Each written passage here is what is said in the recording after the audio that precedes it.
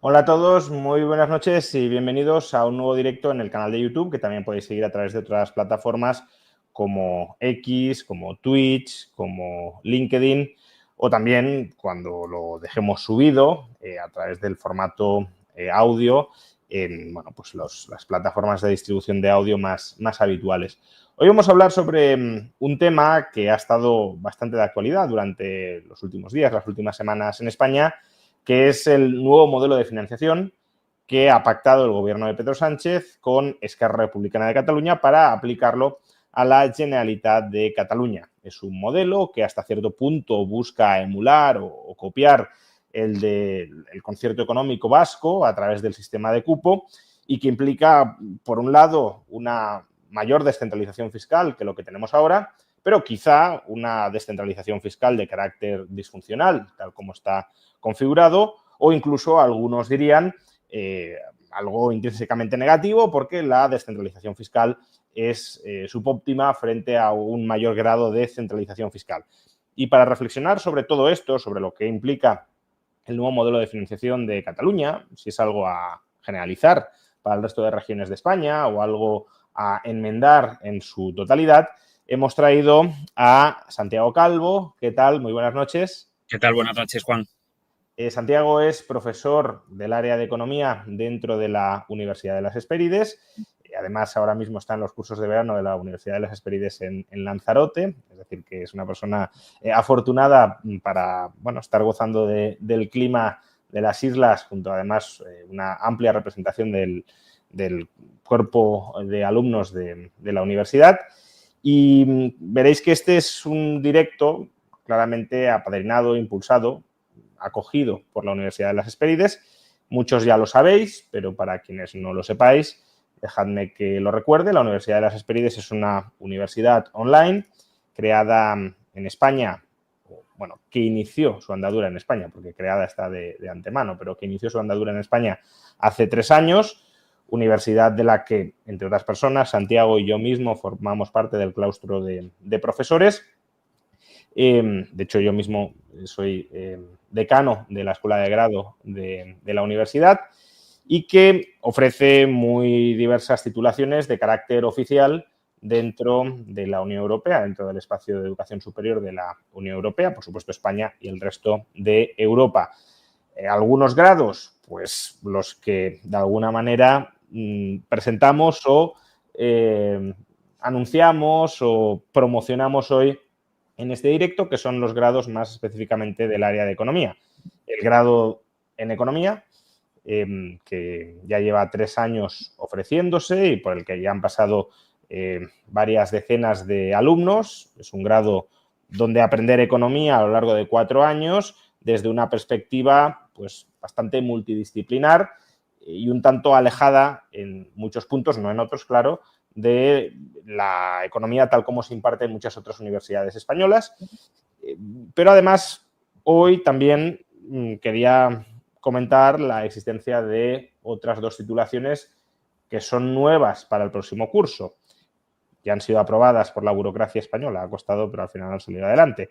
Por un lado, el grado de Filosofía, Política y Economía, que es un grado que combina pues estas 3 áreas, filosofía política, ciencia política y ciencia económica. Y para quienes busquen una titulación más avanzada, esto aún no era muy sabido porque además nos lo anunciaron hace muy pocos días, el programa de doctorado en Economía de la Universidad de las Hespérides ya ha sido aprobado y, por tanto, a partir del próximo curso ya podremos empezar a dirigir tesis doctorales dentro de la Universidad de las Hespérides con títulos habilitantes de doctor, como digo, en todo el espacio de educación superior europeo.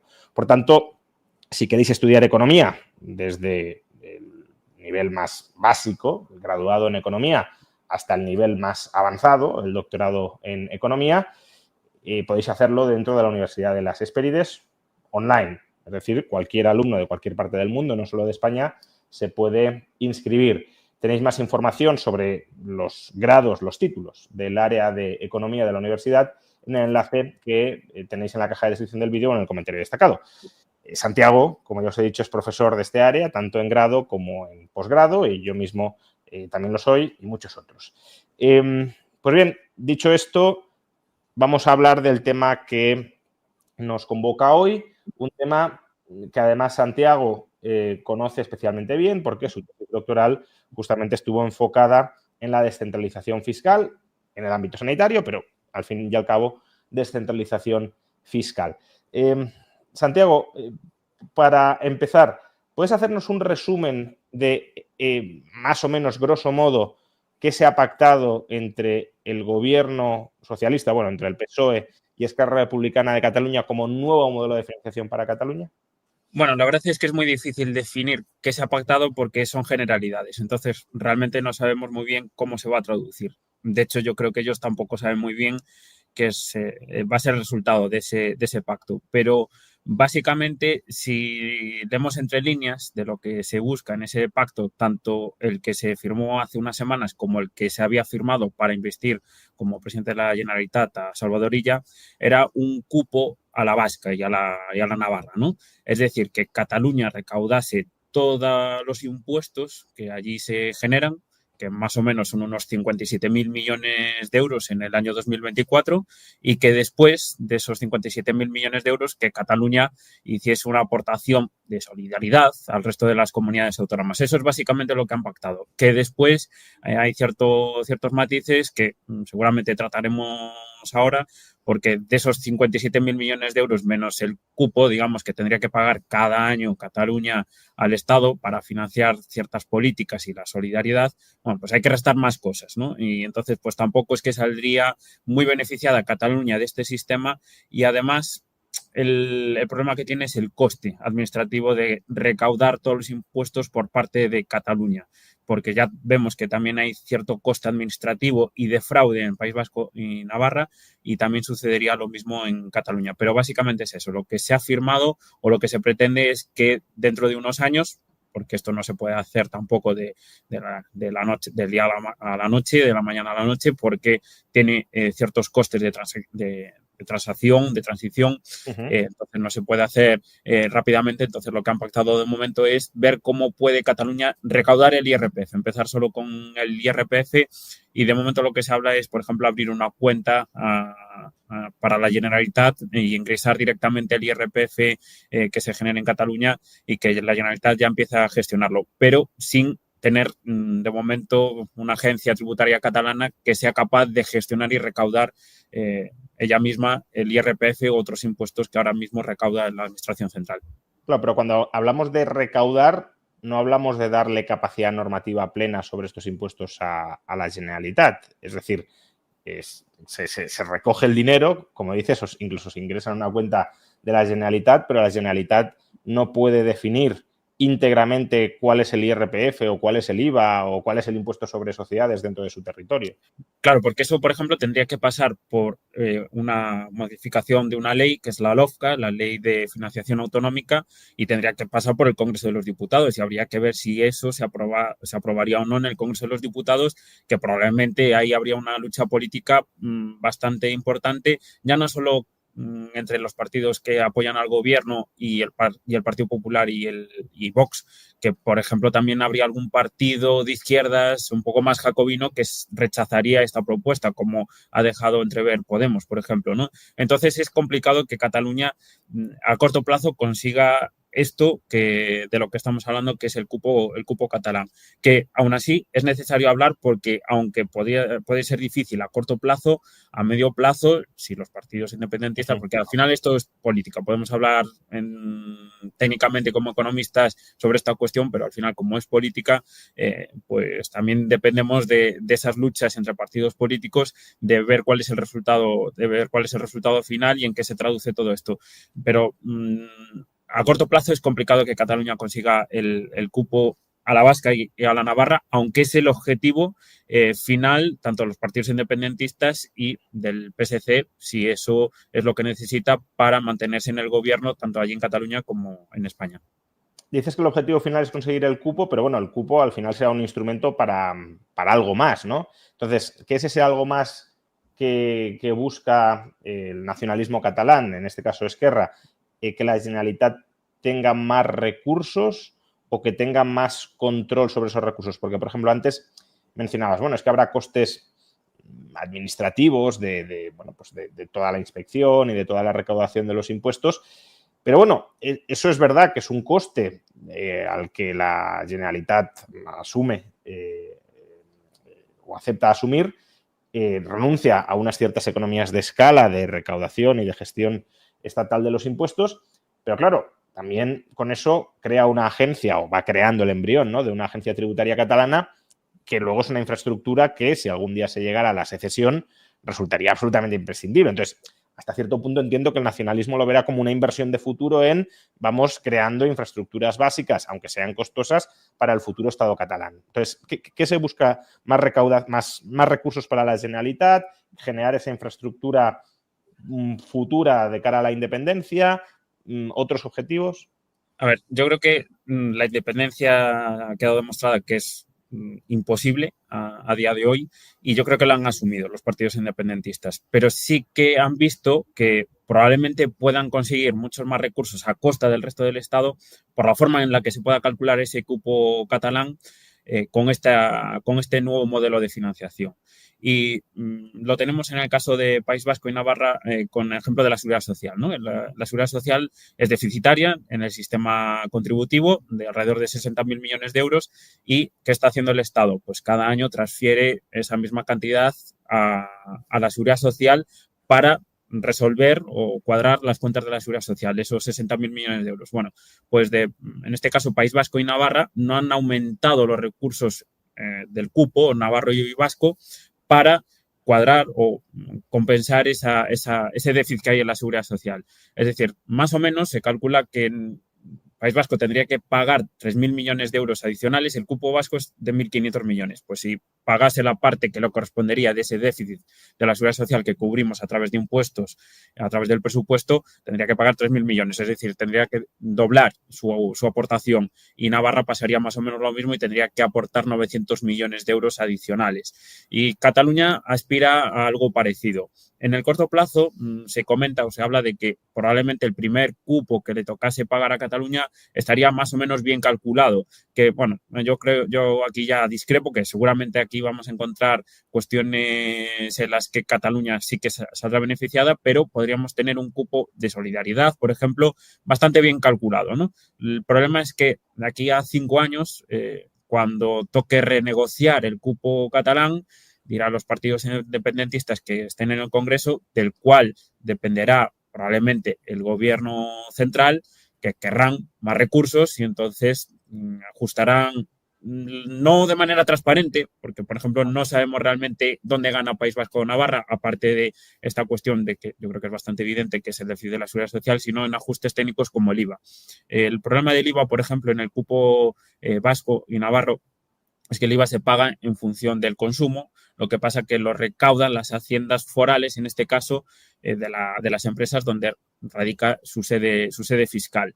Bueno, entonces hay que hacer ciertos ajustes de calcular cuánto se consume, por ejemplo, un extremeño, cuánto consume de la empresa vasca o navarra, y ahí es donde hace la trampa. O, por ejemplo, en el caso de Navarra, ha habido varios ejemplos de empresas que, por ejemplo, venden su mercancía a filiales que se dedican a exportar y, por lo tanto, recuperan ese IVA que se lo devuelve la Administración Central. Lo que pasa que estas empresas realmente pagan el IVA ¿a quién? Al gobierno, en este caso al gobierno navarro. Entonces hacen un juego en el que paga la Administración Central, pero ingresa en la Administración, en este caso, navarra. Entonces, en este tipo de juegos en los que no son evidentes para la población porque son cuestiones muy técnicas, es donde acaban ganando realmente País Vasco y Navarra. Y bien calculado el cupo navarro, por ejemplo, perdón, el cupo vasco, tendría que pagar esos 3.000 millones de euros de la Seguridad Social y alrededor de otros 1.500 millones de euros adicionales solo por el ajuste de IVA y otras cuestiones técnicas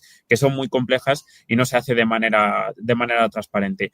Y de hecho, hasta hace poco no conocíamos realmente cómo se calculaba el cupo vasco ni el convenio navarro. Era algo muy opaco que se resolvía en una sala sin luces ni nada dentro del Congreso de los Diputados. Y ahora sí que hay algo más de transparencia y también hay ciertas instituciones que se han dedicado a investigar cómo se calcula realmente y cuáles son los ajustes que se debían hacer para que estuviese bien calculado. O sea, más o menos lo que estás diciendo es que el problema esencial de un sistema basado en cupos es la politización de todo el proceso de cálculo del cupo, ¿no? Porque, a ver, de entrada, un sistema de cupo podría reflejar o tener ciertas semejanzas con lo que ocurriría en una transacción de mercado, ¿no? Es decir, la Administración Central presta ciertos servicios al País Vasco o en el País Vasco y la Administración vasca, que lo recauda todo, pues le paga a la Administración Central por esos servicios que le ha prestado, ¿no? Pero claro, en el mercado tenemos pues, precios de mercado, en un régimen de competencia y, por tanto, donde en principio no hay poder de mercado para manipular esos precios y para, bueno, pues ocultarlos o calcularlos de manera muy poco transparente entre bambalinas. Y aquí no, aquí como estamos ante dos administraciones que además la gobernabilidad de una depende muchas veces de la otra, etcétera, pues hay transacciones, pues eso, por la espalda o con luz y taquígrafos, pero sin el suficiente conocimiento por parte del público como para enjuiciarlas, que al final suponen transferencias netas de recursos en una dirección u en otra, pero generalmente en este caso, hacia el País Vasco. Este problema de politización del cupo y, por tanto, de parasitismo fiscal a través del cupo de unos contribuyentes hacia otros, ¿es algo que se puede resolver de alguna manera o no se puede resolver de ninguna y, por tanto, la idea misma de cupo debería ser abandonada? No necesariamente la descentralización fiscal, ahora hablaremos de ello, pero la idea de cupo debería ser abandonada. Se me ocurre, por ejemplo, que también tiene sus problemas, pero obviamente añadiríamos un nivel de profesionalización y de auditoría mucho mayor, que el cupo lo calculara pues, alguna consultora internacional muy desvinculada de los asuntos de política interna de España y con algún tipo de pues, reglas públicas, transparentes y trazables para que todo el mundo entendiera qué cálculo ha hecho y cómo ese cálculo no se ha visto influido por los intereses regionales. Claro, eso sería lo ideal. Lo que pasa que al final esto no lo podemos desligar de la política, como pasa también con el sistema de financiación autonómica, que al final el sistema de financiación autonómica, que parece que se calcula de manera muy, muy técnica, no sé si después hablaremos de ello más concretamente, pero que después entran en juego ciertos fondos con finalidad política que desvirtúan todos los cálculos que aparentemente pueden ser técnicos. Y en este caso, con el cupo pasaría lo mismo. Aquí probablemente hablaríamos de que Cataluña tiene que aportar X dinero y después se reajustan los cálculos para que coincida con esa cantidad. Pero el resultado final ya está escrito en una hoja de Excel y después lo que se hace es rellenar el resto de las hojas para que cuadre ese resultado final según lo pactado por los políticos. Lo ideal, evidentemente, sería que cada administración se encargue, se responsabilice tanto de los gastos y de los ingresos. El problema del cupo que tenemos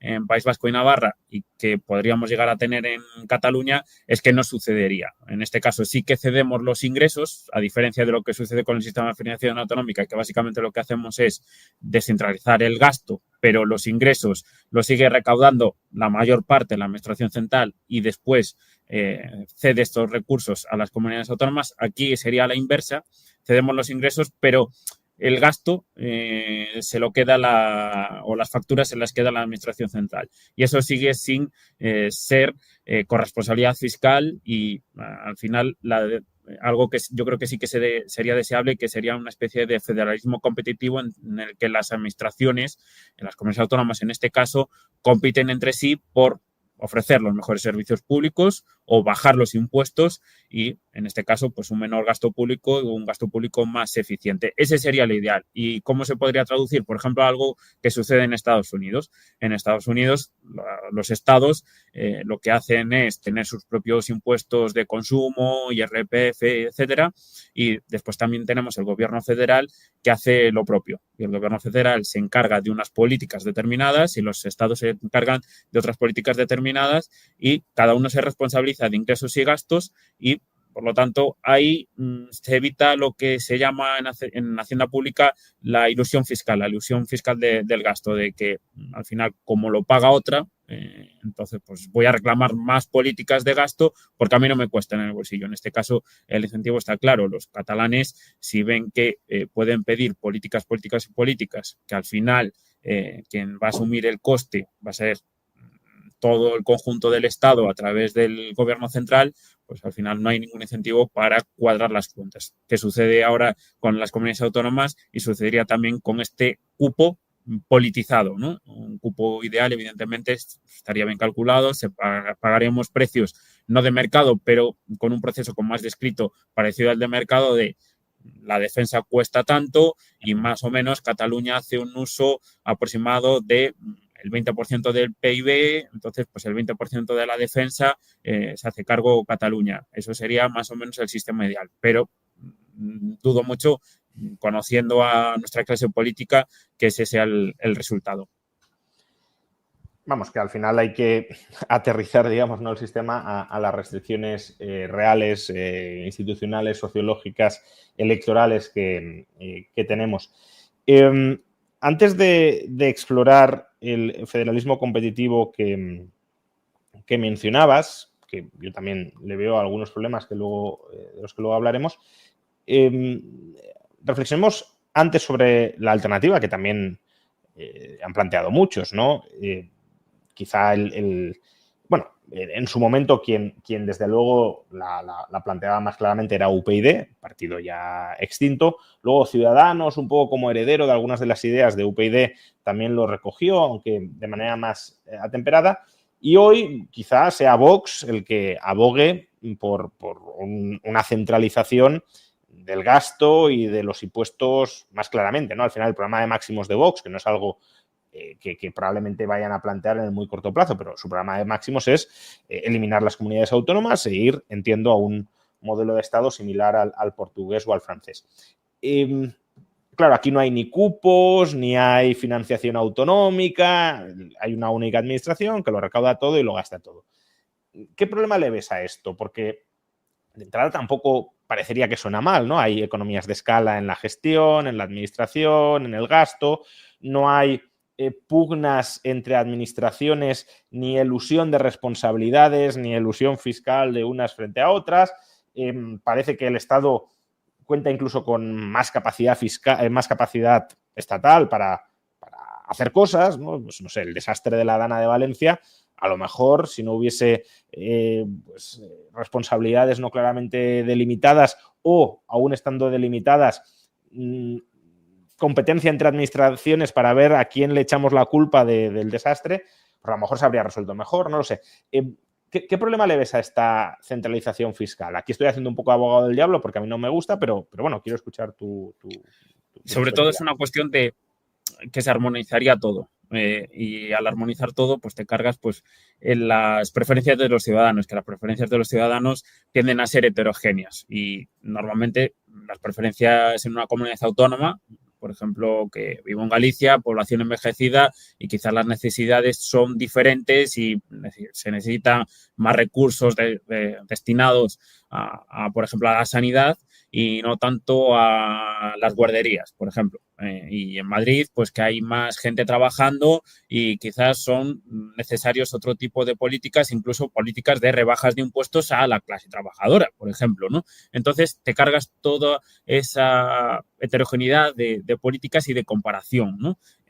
También en los estudios de federalismo fiscal se habla de competencia por comparación, ¿no? En el que cada comunidad autónoma ofrece políticas distintas en función de las preferencias de los ciudadanos y modelos teóricos como la votación con los pies de Tibut que hablan de que el ciudadano se va a trasladar a aquella región que le ofrece aquella cesta de bienes públicos e impuestos que más se parezca a lo que ese ciudadano desea, pues te cargarías todo eso.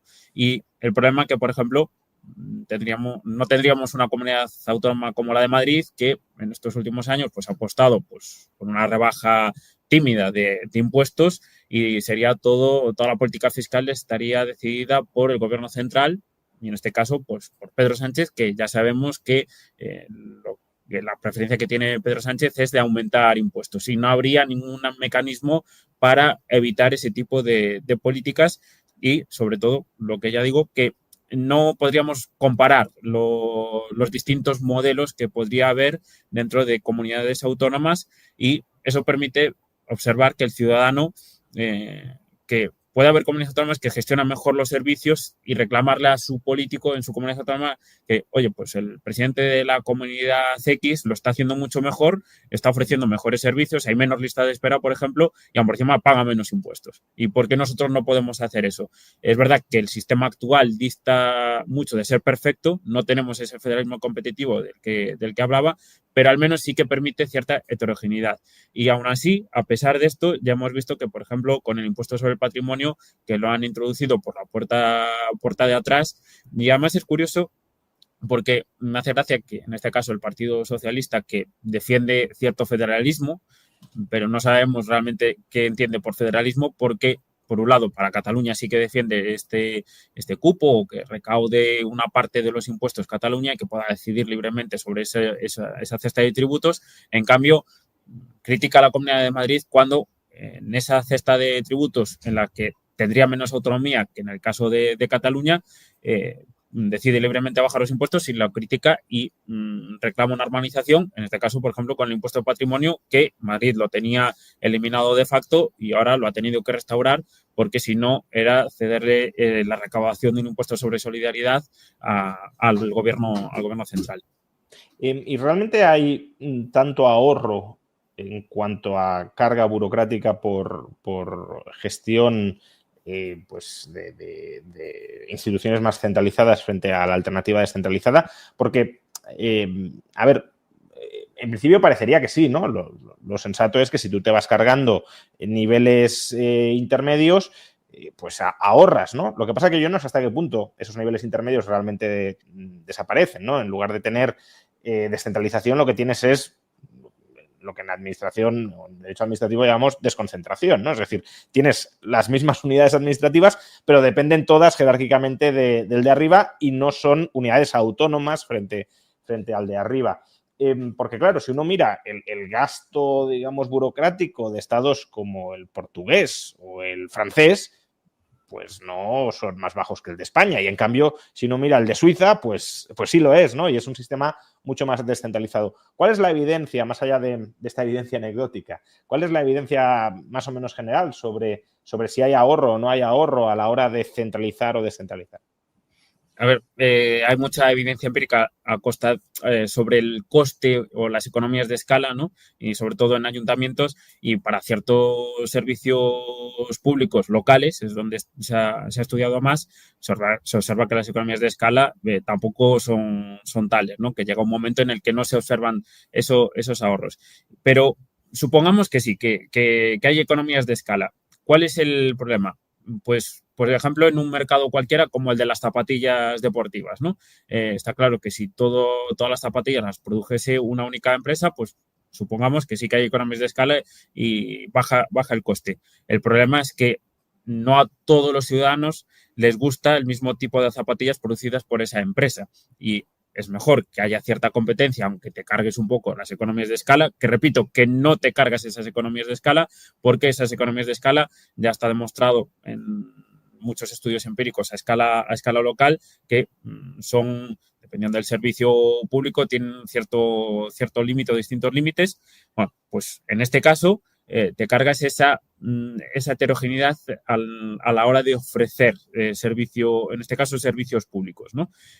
Entonces, lo que hablábamos antes de la heterogeneidad de gustos y preferencias, porque la administración pública, aparte, y esto tiene un paper muy bueno el profesor Miguel Anxo Bastos, que aparte de ofrecer servicios de manera eficiente, tiene que ofrecer servicios para algo que se demanden, porque yo puedo ser muy eficiente produciendo, pero que a lo mejor no tiene demanda por parte de los ciudadanos. Y ese es el mayor problema que tiene este tipo de políticas de armonización, en este caso centralización por parte de las políticas fiscales del gobierno central que proponen ciertos partidos jacobinos que se cargan toda esa heterogeneidad y también la competencia y la comparación entre administraciones públicas y al final el ciudadano no sería libre de decidir qué es lo que más le conviene. En este caso, qué administración pública es la que mejor le conviene para vivir y en función de esos servicios públicos que le ofrecen. Bueno, ahí en lo que has mencionado, que es un muy buen punto, ¿no? Bueno, sí, podemos ser muy eficientes produciendo algo, pero realmente hay que producirlo. Un caso muy claro que me viene a la mente es el caso de la sanidad en la Comunidad de Madrid, ¿no? Alrededor del 40% de la población madrileña tiene seguro sanitario privado. Ahí, bueno, no sabes si es porque la sanidad pública es tan mala que no les queda otra alternativa que ir al privado o simplemente porque, aunque mejoraran la pública, prefieren la privada y, por tanto, si escogen privada, no quieren que se suministre pública. Es la tasa de aseguramiento sanitario más alta de España. En otras regiones es mucho más baja. ¿Por qué? Pues porque a lo mejor en esas otras regiones la población quiere sanidad pública y demanda sanidad pública y ahí puede tener sentido, desde una óptica pues, planificadora, reforzar la sanidad pública. Pero en Madrid, si la gente quiere ir a la privada, ¿por qué vas a reforzar la pública? Más allá de para quien no quiera privada, por supuesto, pero no vas a duplicar las plazas si esa gente quiere ir a la privada, ¿no? Y claro, en un modelo centralizado, eso en principio también lo podrías tener, claro, el de arriba podría decir, bueno, en Madrid pues menos sanidad pública porque la gente quiere más privada y no sé, en Asturias más sanidad pública porque la gente quiere, pero el problema es de información y de contacto con tu elector, ¿no? Al final, ¿cómo sabes, ¿no? cuáles son esas preferencias si la gente no puede expresarlas aunque sea en el mercado electoral? Claro, es que al final también, esto teoría del federalismo fiscal, que mejor conoce las preferencias del ciudadano es el político que está más cercano al ciudadano. Entonces, incluso hasta podríamos plantearnos que la descentralización ya no debería ser hacia comunidades autónomas, sino hacia ayuntamientos, mancomunidades, etcétera, y que se construya el modelo desde abajo hacia arriba. Cuando ahora el problema de España es que viene de un modelo centralizado, a diferencia de la mayoría de los países federales, o cómo se han construido ha sido por distintos estados que se han ido uniendo poco a poco. Por la tradición federal de España ha sido al revés. Ha sido un país, o venimos de una tradición de un país unitario que se ha ido descentralizando. Y yo creo que ese es el grave problema que tiene el sistema de financiación autonómico y el sistema de comunidades autónomas que tenemos, o el modelo autonómico que tenemos en España, que al ser venimos de un estado unitario y se ha descentralizado, se ha desconcentrado el gasto. Y lo que pasa es que el problema es que los ingresos y la corresponsabilidad que viene asociada a los ingresos no ha seguido el mismo ritmo y ahí es donde viene todos los problemas, ¿no? Y al final es la administración central la que acaba absorbiendo toda la factura que van generando las comunidades autónomas, salvo que libremente se responsabilicen, pero no tienen los incentivos, ¿no? Los incentivos no están claros. Es cierto que hay algunas comunidades autónomas que sí que han apostado por modelos de más responsabilidad fiscal. Estamos hablando de la Comunidad Autónoma de Madrid, incluso podríamos comprar el modelo también en Galicia, que también apuesta por un modelo similar, pero otras comunidades autónomas claramente han preferido que sea el Estado central, la administración central, la que se responsabilice de sus políticas. Y está claro el ejemplo de Cataluña y, de hecho, hay muchos teóricos que hablan de que el problema de Cataluña ha sido precisamente la descentralización. ¿Por qué? Porque ha acercado, es verdad, ese núcleo de decisión a la comunidad autónoma, es decir, a los ciudadanos, pero eso ha invitado a los ciudadanos a acercarse al poder político y generar riqueza a costa del sector público y no a costa de generando valor en el mercado. Y ese dicen que es el problema que tienen en Cataluña, que la administración pública catalana, la Generalitat de Cataluña, ahora pues lo absorbe todo y es un actor decisivo a la hora de decidir cómo se reparte el valor en el mercado. Si la centralización no es necesariamente la solución, de hecho algunos la vemos como un mal a evitar, más por una cuestión ideológica. El liberalismo está mucho más cercano a la descentralización. De hecho, también te quería preguntar, antes de pasar al federalismo competitivo del que hablábamos, claro, has hablado del modelo de Thibot, de votar con los pies y migrar a aquellas jurisdicciones donde el ciudadano vea reflejado más fielmente el tipo de servicios que ofrece la administración a aquellos que está demandando, ¿no? Obviamente es un modelo con costes de transacción muy grandes y por tanto el ajuste es imperfecto, aunque se da, ¿no? En el caso de las migraciones, por ejemplo, hacia Madrid, de gente que dice, oye, yo no quiero pagar impuestos tan elevados y aunque la administración me preste menos servicios, estoy cómodo con ello.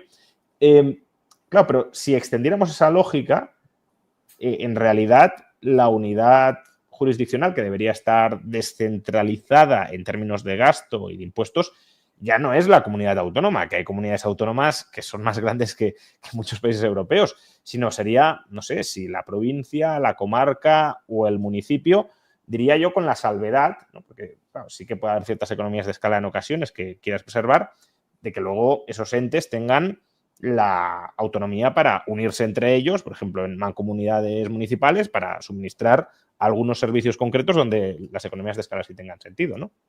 Claro, por ejemplo, servicios, recogida de basuras, agua, que ya prestan los ayuntamientos, tiene sentido que lo presten los ayuntamientos y que tengan la responsabilidad, que esa es otra, que el modelo de financiación de los ayuntamientos también dista de ser un modelo de descentralización pura, porque la administración central también reparte muchos recursos a los ayuntamientos. Pero en este caso está claro que hay ciertos servicios públicos que debería prestar la administración central, estoy pensando la defensa, la seguridad y un poco justicia, ¿no? Pero hay otros servicios que sí que son proclives a una mayor descentralización. Y como acabas de decir, y ya lo había apuntado antes, que entre ayuntamientos, donde es más fácil que se produzca esa votación con los pies, porque el coste de esa migración es menor, porque es más fácil. Si me puedo... Lo más sencillo es que yo me pueda quedar en mi domicilio, eso está claro, pero si tengo que moverme porque mi ayuntamiento ha subido muchísimo los impuestos y a cambio no me está ofreciendo servicios de calidad, pues lo preferible es me mudo al ayuntamiento de al lado y si no es posible, pues me mudo dentro de mi propia comunidad autónoma y está claro que lo último que quieres es irte a un país, por ejemplo, con una lengua diferente. También es cierto que aquí en España no tenemos esa tradición de movernos tanto entre comunidades autónomas por motivos laborables, por ejemplo. Es cierto que ya empieza a haber más eso, ya podemos observar muchas migraciones del resto de comunidades autónomas a Madrid. Me pregunto que por qué será. Entiendo que la política fiscal de la Comunidad Autónoma de Madrid desde finales de los años 90, comienzos del siglo XXI, probablemente tenga algo que ver, pero, por ejemplo, es muy pequeña en los movimientos que hay en España y menos dentro de la Unión Europea, que lo que aspiran en Bruselas, ¿no? Esa tradición es inferior a lo que vemos, por ejemplo, en Estados Unidos, que ahí el ciudadano no le importa moverse de un estado a otro donde las condiciones laborales y fiscales varían enormemente, porque ahí sí que los estados tienen una gran competencia normativa en cuestión de fijación de tributos. Yo creo que probablemente lo que deberíamos aspirar es a un modelo, supongo que ahora ya sí que lo hablaremos, un modelo en el que las comunidades autónomas gestionen ciertos impuestos desde no solo la recaudación, sino que puedan fijar ciertos elementos tributarios. Ahora mismo su capacidad normativa es muy limitada, ¿cierto? Tienen ciertos impuestos que se llaman tradicionales, que es, por ejemplo, el impuesto sobre el patrimonio, que ya lo ha tocado el gobierno central por la puerta de atrás, como decíamos antes, pero sí el impuesto sobre sucesiones y donaciones, por ejemplo, son impuestos muy de escasa capacidad recaudatoria. Donde está el grueso es el IRPF, el IVA y el impuesto sobre sociedades. El impuesto sobre sociedades lo recauda la administración central y se queda en la administración central. Después tenemos el IVA, que lo gestiona completamente la administración central, pero es cierto que después cede el 50% de la recaudación, pero las comunidades autónomas ahí no tienen nada que ver. Y después está el IRPF. El IRPF es cierto que está dividido al 50% y ahí sí que las comunidades autónomas tienen algo de capacidad normativa, pero no una gran capacidad normativa. Pueden variar algunos tipos impositivos, los mínimos exentos, pero por ejemplo tienen que mantener la escala de gravamen. Una comunidad autónoma, por ejemplo, no puede imponer un tipo fijo del IRPF porque tiene que mantener esa escala progresiva del IRPF. Lo que quiero decir es que las comunidades autónomas ahora mismo tampoco es que tengan una gran capacidad normativa, aunque es cierto que España son los países más centralizados del mundo, porque normalmente los países han preferido ser estados más centralizados que descentralizados, salvo contadas excepciones, Estados Unidos, Suiza, parte Alemania, pero no es el modelo ideal tampoco, porque son los landers los que recaudan, pero realmente son agentes recaudadores que después es el gobierno federal el que decide cómo se administran esos impuestos, y esos serían un poco los países de tradición más federal dentro de los que después se encontraría España, pero a cierta distancia. Bueno, es que de hecho estaba ahora, estos días estoy leyendo un libro que acaba de salir, que es bastante interesante, que es Before Colonization, sobre las formas estatales pre-colonización occidental. Es un libro que le he recomendado al profesor Bastos, que no lo conocía, acaba de salir, obviamente. Y es muy interesante porque, bueno, la tesis fundamental del libro es el grado de centralización o descentralización de los estados no occidentales al final dependía de la capacidad que tenga el centro de controlar efectivamente pues a sus territorios dispersos. Cuando esa capacidad de control es escasa, y el caso de Estados Unidos históricamente obviamente era así, pues ya necesita recurrir a lo que el profesor Bastos llamaría los caciques locales, como gente de confianza en la zona, que reporta al centro, pero que también recauda allí los impuestos y luego le paga una parte, etcétera, ¿no? Entonces, claro, ¿esto por qué lo cuento? Pues dices, claro, es que los estados descentralizados son una excepción.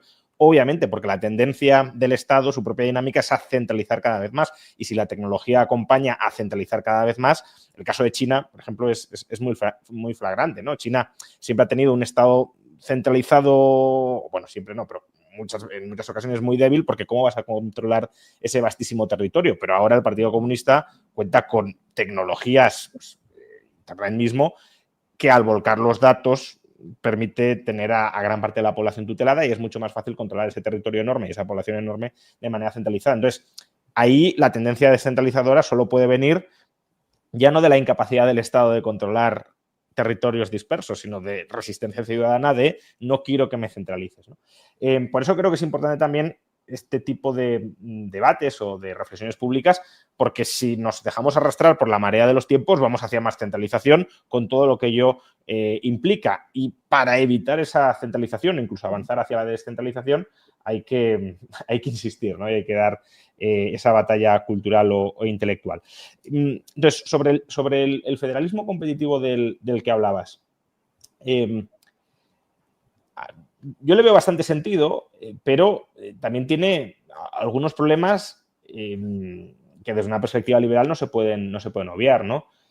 Quiero decir, gran parte de la crítica, a mi juicio legítima, que tienen pues algunas élites intelectuales catalanas o madrileñas también se podría dar contra el modelo de financiación autonómica actual, es que hay una fortísima redistribución, bueno, a juicio de un liberal, fortísima redistribución de la renta de los contribuyentes de ciertas regiones que querrían pagar menos impuestos, o que esos impuestos se reinvirtieran a su alrededor hacia otros territorios. Esto, bueno, puede tener una lógica de ciudadanía española, pero desde la óptica del contribuyente que paga impuestos, cuanto más redistribuyen, más lejos de él, más expoliado está siendo.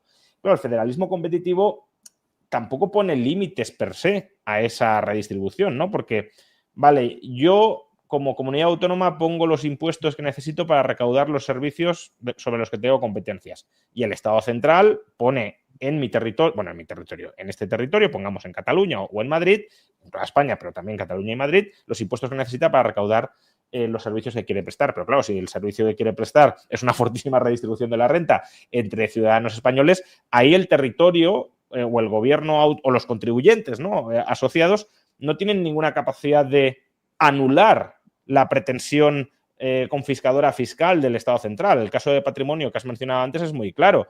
En Madrid no queremos, cada uno querrá una cosa, ¿no? Pero mayoritariamente parece que se ha expresado en las urnas que no se quiere impuesto sobre patrimonio. Llega el gobierno central y dice, bueno, aunque vosotros autónomamente no lo queráis, os lo voy a imponer. Y desde un punto de vista de federalismo competitivo, no hay nada que se pueda oponer, salvo decir, oye, esto es un impuesto reservado a las autonomías, usted no se ha de meter, pero que eso incluso atenta contra el federalismo competitivo, porque el federalismo competitivo es usted organízase, yo me organizo, ¿no? y competimos entre nosotros. Claro, incluso muchas de esas comunidades autónomas que buscarían una mayor redistribución a través del Estado central se podrían coalicionar para tratar de apoyar a un candidato que esquilmase a la comunidad autónoma X, que sería la más rica, y entonces, o donde se concentra el mayor número de ricos, habitantes ricos, o de mayor nivel de renta, y forzar esa mayor redistribución. Es verdad que el federalismo competitivo dista de ser perfecto. Lo ideal sería un sistema de cupos bien calculado, y si una administración pública, que ya existe el caso de países que no tienen ejército, por ejemplo, y pagan los servicios del ejército a otros países, y ese sería, digamos, un poco el ideal. Si nosotros no podemos ofrecer un servicio, lo pagamos a otro país y nos evitamos el crear unas bases nuevas, en este caso un ejército nuevo, con los costes fijos que eso conllevaría. Hablo del federalismo competitivo en base a, asumiendo que los ciudadanos desean algo de redistribución de la renta. Entonces, en este caso, como second best, sería ese federalismo competitivo que al menos limita parcialmente la rapiña estatal. ¿Por qué? Porque tenemos a las administraciones más cercanas al ciudadano que podrían al menos favorecer las decisiones o las preferencias de los ciudadanos en ese territorio, ¿no? Y pues aquellas regiones en donde prefieran pagar más impuestos porque quieren servicios públicos más elevados, de mayor cuantía, pues ahí lo teníamos en esas regiones. Otras regiones como la Comunidad Autónoma de Madrid, en donde la sanidad pública no tendría tanto sentido, pues demandamos pagar menos impuestos y a cambio recibir menos sanidad. Pero es cierto que eso no evita que haya cierta nivelación entre comunidades autónomas. Es cierto que la nivelación no sería entre territorios a nivel horizontal, sino sería más bien algo a nivel vertical entre la administración central.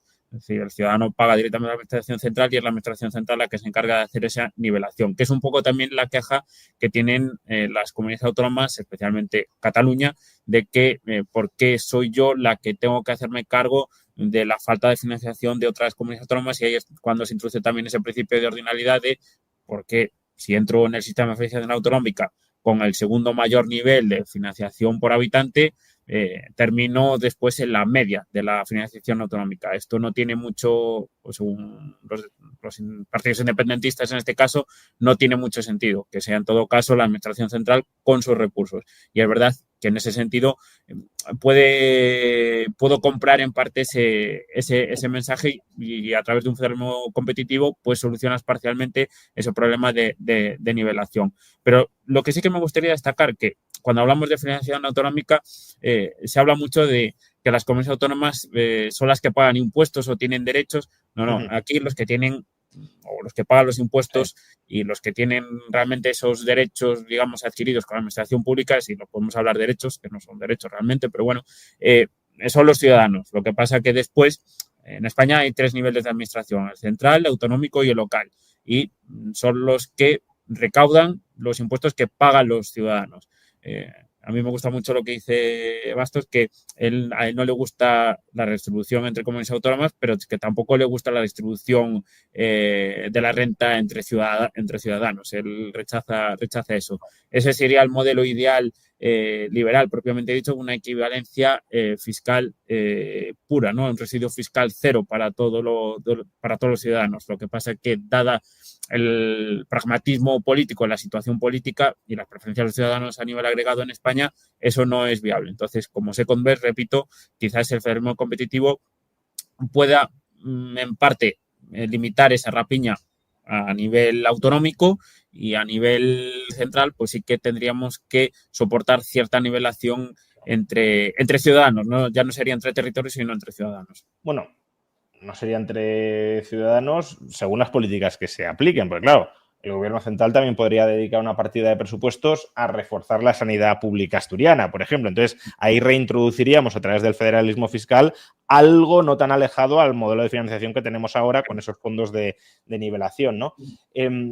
Por eso, bueno, aquí al final es la eterna cuestión de instituciones formales e informales, ¿no? Solo las formales no te sirven de nada si no tienes ese caldo cultural que de alguna manera limita todo aquello que no está ni puede estar contenido en el diseño expreso y explícito de esas instituciones formales, porque esa trampa que estaría abierta, no se puede limitar o no tiene mucho sentido limitarla, o aunque la limitaras habría otros agujeros por los que se podría conseguir un resultado similar, y lo que te la puede limitar en todo caso es que la mayoría de la población diga, no, esto no lo queremos, no lo hagáis, ¿no? Pero claro, ahí hay una batalla, de nuevo cultural previa, que se tiene que dar, como decías, cambiar las preferencias electorales de la mayoría de ciudadanos y que trascienden al diseño del modelo de financiación autonómico que tengamos en cada momento. Hablabas del principio de ordinalidad.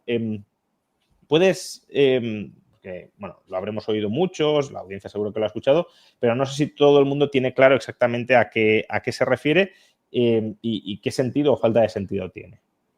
A ver, el sistema de financiación autonómica al final, cómo funciona es que las comunidades autónomas tienen una capacidad tributaria y de esa capacidad tributaria, no la real, sino una capacidad que considera el Estado normativa. ¿Qué quiere decir por normativa o qué diferencia la normativa de la real? Que la normativa es cuánto recaudarían las comunidades autónomas sin haber tocado sus figuras tributarias. En este caso, por ejemplo, hablábamos antes del IRPF, que las comunidades autónomas pueden tocar mínimos exentos o tipos impositivos, ¿no? Pues en este caso, por ejemplo, ahí la Comunidad de Madrid se ahorra alrededor de unos 1.000 millones de euros o pagan los ciudadanos madrileños 1.000 millones de euros menos de lo que le correspondería si no hubiese tocado el IRPF durante estos últimos años.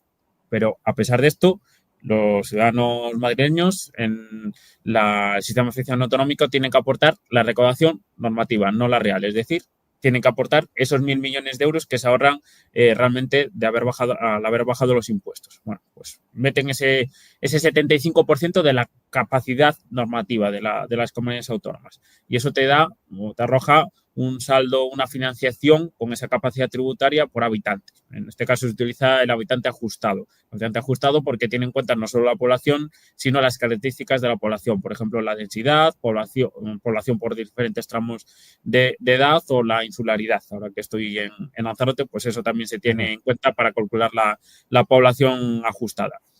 Bien, y ahí entran ciertos fondos que lo que hacen es repartir los recursos en función de la población ajustada para que más o menos todos los ciudadanos tengan, o al menos ese es el objetivo declarado, tengan un acceso a los servicios públicos fundamentales que se llama en igualdad de condiciones, que independientemente de donde viva el ciudadano en España, pueda acceder a estos servicios públicos fundamentales, sanidad, educación, políticas sociales, etcétera.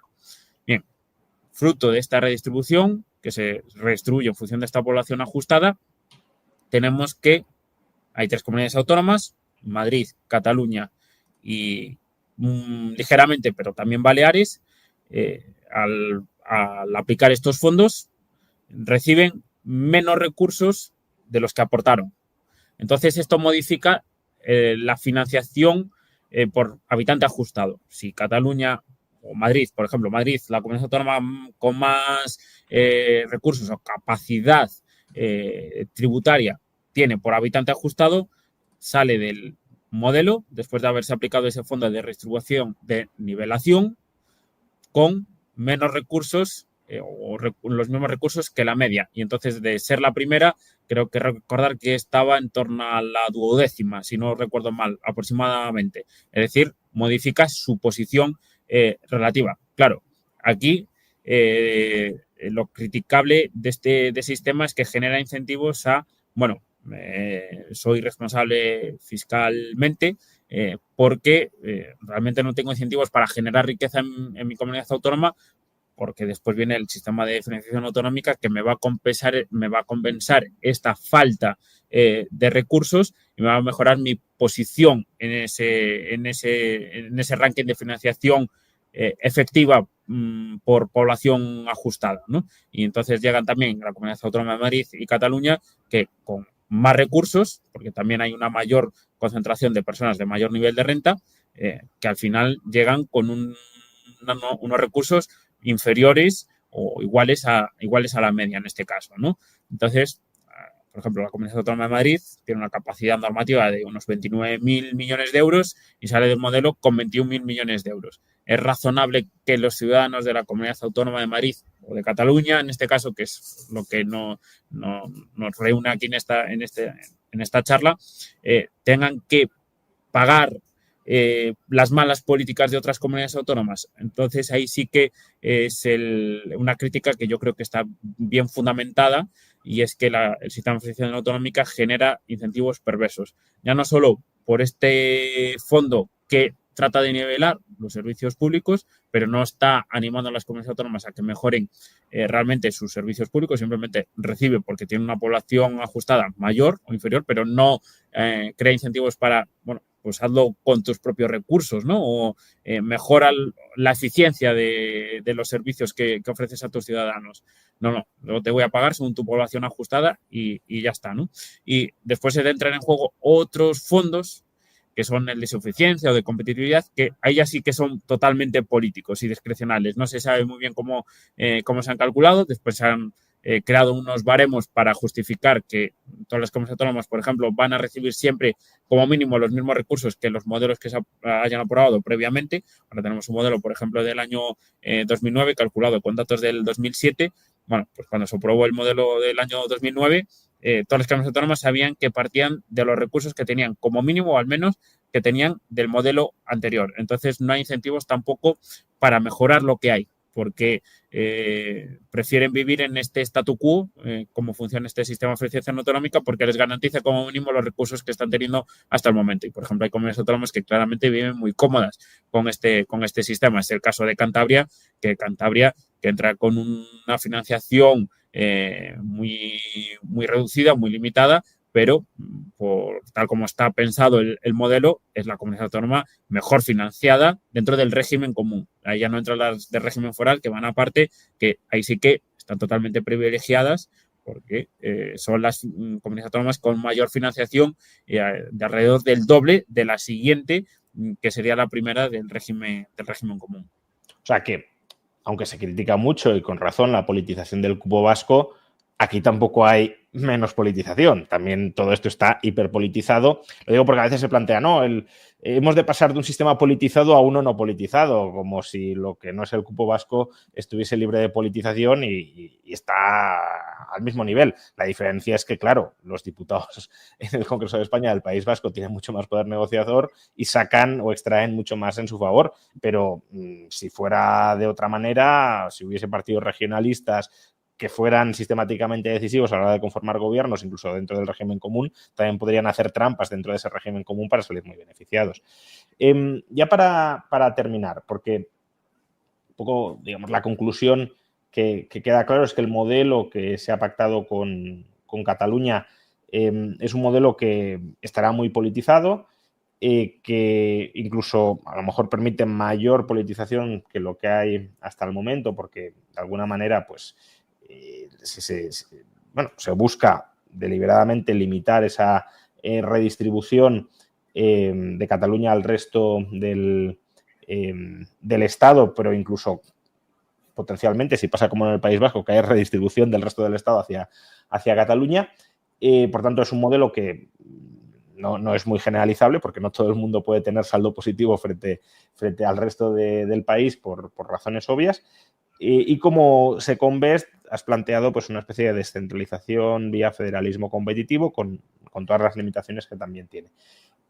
Pero, como digo, para terminar, ¿cuál sería el peor escenario que podamos más o menos, realista obviamente, pero el peor escenario más o menos realista que pueda surgir de este nuevo modelo de financiación entre el gobierno de España y el gobierno catalán que has esbozado? Porque, claro, decías, bueno, de momento parece que guardarán algunas apariencias y el cupo que se pacte pues no cambiará demasiado el statu quo que hay ahora, pero en el futuro pues la cuota de solidaridad a lo mejor se limita mucho o incluso se revierte y es solidaridad del resto hacia Cataluña.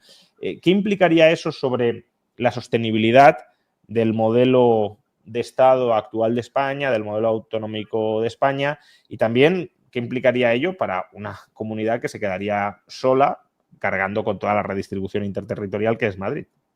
Claro, es que aquí dejaríamos de contar con los recursos de una comunidad autónoma si al final, dentro de 5 o 10 años, el modelo de cupo catalán se parece más a un cupo vasco, en el que el resto del territorio redistribuye a Cataluña el gasto, el coste, que no estaría asumiendo los ciudadanos catalanes, que sí que están consumiendo. Y claro, aquí lo que tendríamos es que la Administración Central, ahora mismo, para que nos hagamos una idea, después de todas las transferencias que hace a otros niveles de gobierno, en este caso comunidades autónomas, pero también a la Unión Europea, después de transferir recursos a la seguridad social, se queda con alrededor de 50.000 millones de euros que puede gastar discrecionalmente o libremente, que tiene algo de margen para cambiar, para modificar, ¿no? Bueno, pues ese margen claramente se va reduciendo. Entonces se quedaría sin margen para aprobar políticas, por ejemplo, de vivienda, ¿no? O para rebajar impuestos, que sería realmente lo deseable. No tendría capacidad con un déficit público de alrededor del 3% y de un déficit de la seguridad social del 4% y creciendo. Y además tenemos un problema, el elefante en la habitación, que es el sistema de pensiones, que ahora más o menos ocupa un tercio del gasto público en España, pero que las previsiones de aquí al año 2050 es que vaya a ocupar el 50% del gasto público. Y esto, evidentemente, ¿cómo se financia? Pues a través de deuda pública que pagarían todos los ciudadanos dentro de 14 comunidades autónomas, porque ya dejaremos de contar con Cataluña, además de País Vasco y Navarra. Y el problema es que ¿dónde se concentra la mayor parte de los ciudadanos de mayor capacidad adquisitiva? En la Comunidad Autónoma de Madrid. Entonces sería la Comunidad Autónoma de Madrid la que a través del sistema de financiación autonómica tendría que hacerse cargo del gasto que tendría las políticas de sanidad, educación, políticas sociales y todas esas políticas que están descentralizadas en las comunidades autónomas. Es decir, sería un gasto que soportarían en gran medida los ciudadanos de la Comunidad Autónoma de Madrid porque son los ciudadanos que tienen un mayor nivel de renta y están concentrados en esta comunidad autónoma. Ese sería el gran problema y es menor margen para aplicar políticas, en este caso incluso para bajar impuestos, pero para alguien que sea estatista y quiera mayor gasto público, también sería un problema para aumentar el gasto público a nivel central. El gobierno central se quedaría sin recursos y después, a través del sistema de financiación autonómica, sería la Comunidad Autónoma de Madrid la que se haría cargo de todo el modelo. El saldo que aporta en las comunidades autónomas que son o que tienen este déficit, pues la Comunidad Autónoma de Madrid se tendría que hacer cargo del 100% de ese saldo negativo. Actualmente las comunidades autónomas aportan algo más de 100.000 millones de euros, pero en saldo, compensando saldos positivos y negativos, son 10.000 millones de euros que aporta las comunidades autónomas con saldo negativo, que serían unos 3.000 millones Cataluña y 7.000 millones Madrid. Baleares es algo anecdótico, pues la Comunidad Autónoma de Madrid se tendría que enfrentar a 3.000 millones de euros adicionales que tendría que poner los ciudadanos madrileños, ¿no? Y también el Estado central, también lo podría compensar el Estado central, pero a costa, ya digo, de tocar otras partidas de gasto o aumentar los impuestos o aumentar la deuda pública. Ahí solo estás mencionando la redistribución dentro del sistema de financiación, pero luego, claro, si la extendemos a territorializar ingresos y gastos y redistribución, el saldo que distribuyen los madrileños hacia el resto de España aún es mayor a esos 7.000 millones que mencionas, ¿no? Es verdad que no tenemos cuentas muy actualizadas, por desgracia, pero bueno, si no recuerdo mal, estábamos hablando de alrededor de 2.000 euros. 19.000 millones de euros me parece que era la Comunidad de Madrid. Alrededor de 2.000 millones 2.000 euros por madrileño, ¿no? Per cápita. Pues claro, aún sería mucho más sin Cataluña. Sin Cataluña y sin limitar esa redistribución, claro, porque si se saliera de Cataluña, pero limitáramos la redistribución, pero claro, si se sale Cataluña de ese sistema y toda la redistribución se mantiene, pero sobre los hombros de Madrid, pues no es demasiado sostenible o asumible. Pues muchas gracias, Santiago, por esta conversación de algo más de una hora sobre lo que sabemos, que tampoco es mucho, como bien has dicho, sobre el nuevo sistema de financiación que han pactado PSOE y Esquerra. Veremos, además, si sale aprobado, porque, como también mencionabas, Podemos no está claro que vaya a votar a favor, pero tampoco Junts está muy claro que vaya a votar a favor. Con lo cual, bueno, a lo mejor ni siquiera termina saliendo adelante. Pero bueno, la intención de promoverlo de una parte de la izquierda gobernante nacional sí está ahí y de una manera o de otra supongo que influirá el rumbo futuro de cómo evolucione el sistema de financiación autonómico español, que tiene que reformarse desde hace muchísimos años. Como decías, desde 2009 era un sistema provisional y se ha quedado aquí de manera permanente. Lo dicho, muchas gracias, Santiago, profesor de la Universidad de las Hespérides. Muchas gracias a ti por la invitación, Juan. Un placer, como siempre, y a todos vosotros, pues espero que hayáis disfrutado de este directo apadrinado por la Universidad de las Hespérides, universidad online, con sede en Canarias, pero que está abierta, al ser online, a estudiantes de todas las geografías, tanto españolas como internacionales. Es decir, cualquier alumno en cualquier parte del mundo puede cursar nuestros programas de grado y de posgrado, que son programas oficiales dentro de España y de la Unión Europea. En este caso, pues hemos traído a Santiago Calvo, profesor del área de Economía, y algunos de los títulos en los que podéis estar interesados dentro del grado en Economía, pues del área de Economía, son el grado en Economía, el máster en Economía, el doctorado en Economía que vamos a estrenar a partir del próximo curso académico, y también un nuevo grado en Filosofía Política y Economía, combinando estas tres áreas del saber, que también estrenaremos este próximo curso académico. Si queréis más información sobre estos títulos, tenéis la dirección de la Universidad de las Hespérides, dentro del área de Economía de la Universidad de las Hespérides, en el link de la caja de descripción del vídeo o en el comentario destacado. Muchas gracias a todos por acompañarnos en este directo y nos volveremos a ver en otro directo que todavía esperemos se pueda celebrar durante este mes de julio y si no, durante los primeros días de agosto. Hasta entonces,